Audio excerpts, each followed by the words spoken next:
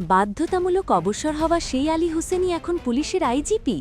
হাসিনার আমলে প্রথমে বরখাস্ত, পরে বাধ্যতামূলক অবসর, কিন্তু আজ তিনিই বাংলাদেশ পুলিশের সর্বোচ্চ পদে।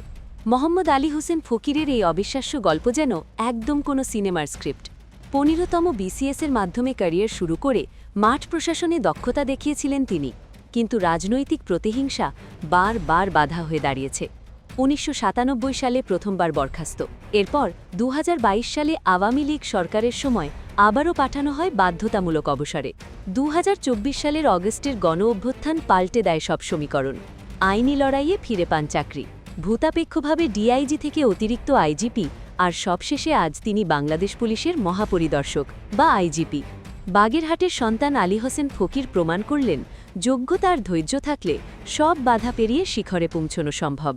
তার এই নতুন যাত্রা কি পুলিশ প্রশাসনে বড় কোনো পরিবর্তন আনবে? Call to action. এই অসাধারণ প্রত্যাবর্তন নিয়ে আপনার মতামত কি? কমেন্টে জানান।